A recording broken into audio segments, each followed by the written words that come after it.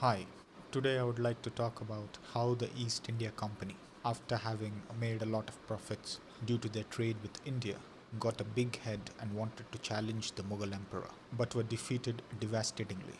In a previous video, I talked about how Sir Thomas Roe, a diplomat sent by the King of Britain, was able to get some sort of trade privileges from the Mughal emperor Jahangir.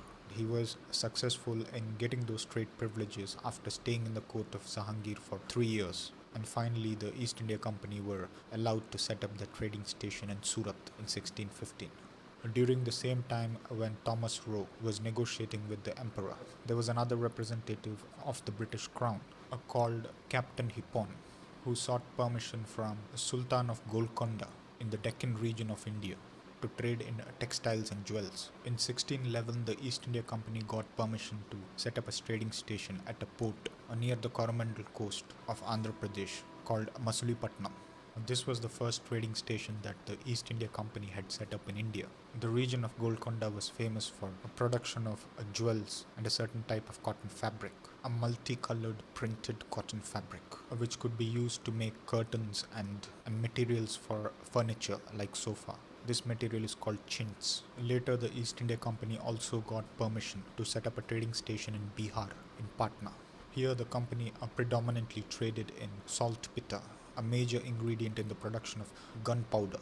In South India in 1634, an East India Company official negotiated with the governor of a local region, which was a part of the weakened Vijayanagara Empire of India. The Vijayanagara Empire, in its prime, predominantly covered a major part of South India. The company official was called Francis Day. He had negotiated with the local governor for the East India Company to be able to set up a fort in a certain region. The governor then accepted and had provided a certain region, a land near a fishing village and north of a Portuguese settlement called Santom. The land near the fishing village was called Madrasapatnam. The local governor of the weakened Vijayanagara Empire wanted that the region of Madrasapatnam be made rich by the company. The governor for this had given the company a trading privilege to be able to trade in this region called Madras without having to pay a custom duty. The governor of the local region had given land on lease to the East India Company. Initially, the region only had a few French people and about 6 fishermen, but to be able to attract a lot of people, the governor had proclaimed that for 30 years, people could trade in this region without having to pay a custom duty. This way, a lot of traders, artisans, and weavers came to this region. This region where the East India Company decided to build a fort, which was called Fort St. George, had grown into a settlement of 40,000. The company governed this region and had a small administration. It governed it akin to the governance of a municipality. By 1670s, the company had begun minting its own coins. This way, an economy developed in the city of Madras. In this way, the region of Madras had become the first trading colony of the East India Company in India. The kind of trade privileges, like privilege to trade without paying a custom duty, would not be given by the Mughals to the East India Company for about a century from this time. Madras had become the largest settlement of the East India Company in India. There was another settlement that was to come up in the west coast of India. This was an island which was in possession of the Portuguese, but this island was given as a portion of dowry to the Prince Charles II of England as he married the Portuguese Princess Catherine of Braganza. The marriage happened in 1661 and the land of Bombay was acquired by the East India Company in 1665. Like Madras, Bombay had grown into a settlement of a network of trading stations and the residences of the officials of the East India Company and also that of the governor of the East India Company. This settlement also had an army that contained 200 English soldiers, 500 of local people, and many others. Bombay turned out to be an important region for the English Navy as well. It was the only place in Southeast Asia that had a dock which could be used to fix up ships in the monsoon. Such a dock is called a dry dock. Mumbai also had one of the best natural harbors in Asia. Because of all these advantages, Mumbai had grown to have a settlement of 60,000. This way, Mumbai had become an important center for the East India Company in the western coast of India, which was formerly Surat. In 1680s, it had also briefly overtook Madras as a center of trade and power for the East India Company. This way, the East India Company had settlements in India. Some of them were trading stations at some places, and some others had forts and a proper administration and an economy in those regions. And more importantly, the result of setting up all these settlements increased the profit of the East India Company. Initially, as a joint stock company, where all the owners of the shares of the company owned the company, had attracted 44 million euros in present euros in 1613, but this number went up to 168 million euros in 1617.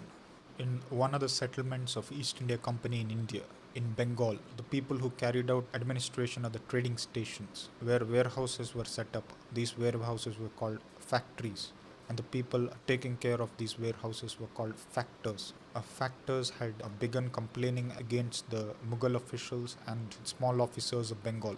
One of the factors had written to the company director, who was in London. The name of the director was Sir Josiah Child, who had taken over the directorship in 1681.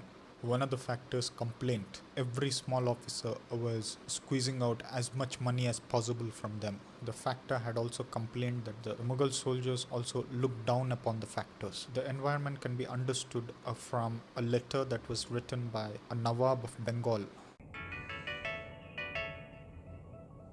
Shaista Khan, who was the uncle of the contemporary Mughal emperor Aurangzeb, to Aurangzeb, and that the English people were foul dealers and quarrelsome people. As the company by this time in the 1680s had already become financially strong, the director of the company, Sir Josiah Child, decided that the insults borne by the factors of the company in India, in Bengal, should be paid back. He wrote to the company officials in India saying that it was high time that the company should either stop trading or pick up a fight with the Mughal emperor to save its right and honor. To this effect, Britain had sent a fleet of 19 warships, 200 cannons, and 600 soldiers to Bengal. But it turned out that this was a grave mistake by the East India Company. It was a time when the Mughal Emperor Aurangzeb was ruling major part of India. He was on the back of a victory where he had taken control of two powerful Deccan sultanates, that of Golconda and Bijapur, and he was also successful in keeping the Marathas quiet. Strong peasantmen from Maharashtra. The mighty army of the Mughal Emperor was free from any other fights. It could now focus on the fleets and the armies of the East India Company. The battle happened in 1689. When the people of the fleet landed in Bengal, they were thoroughly defeated. In the words of the British historian William Dalrymple, the war machine of the Mughal Empire had easily overcome the East India Company as if it was swatting flies. The Mughal Emperor had seized majority of the possessions of the East India Company in India. The possessions were seized as well as plundered. These included the settlements in Masulipatam, the first trading station the East India Company set up in India, in Hooghly of Bengal, Visakhapatnam in Andhra in the east coast of India, Kasim Bazar in Bengal. The factory in Surat was closed. There was a blockade at Bombay, one of the important settlements of the East India Company in the west coast of India.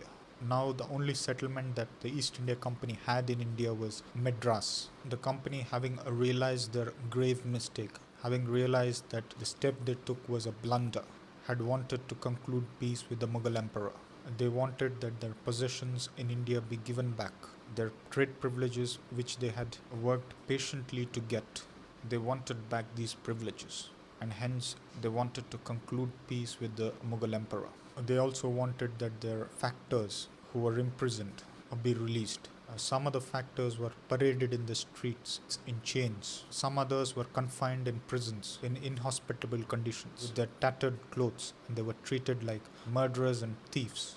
These kind of people were either in Surat or in the Red Fort of Dhaka. So the East India Company wanted to conclude peace with the Mughal Emperor. Only when the Mughal Emperor was convinced that the company had regretted its abnormal decision to attack the Mughal Empire did Aurangzeb decide to forgive the company. In 1690, he released the factors of the company. The company had to rebuild its destroyed possessions in India. This time it had started from Bengal. A young factor named Job Charnock had found a place in Bengal. It was a swampy place. It was a place that was considered extremely unhealthy for an English settlement. It was so unhealthy that when the settlement had begun to take shape, on 24th August 1690, within a year, there were 1,000 inhabitants, 1,000 English inhabitants in this region. But hundreds of these inhabitants, around 400, including the wife of the young factor who had founded the settlement in the first place, Job Charnock, had died. It was a place which was along a bank of a river, and across the bank was a Portuguese settlement. Despite being an unhealthy place, this had to be the settlement because Bengal was the richest province of the Mughal Empire in India. Doing trade here was highly profitable. Bengal was famous for its textiles, especially the ones made of luxurious silks and also a type of cotton fabric which could be made with various degrees of fineness called muslin. Dhaka was an important center in Bengal that had around 25,000 weavers. And the combined cargoes of the Dutch and the English East India Company that had come to Bengal in the early 1700s contained 85% of them as silver. You can now imagine how wealthy a province Bengal was of the Mughal Empire.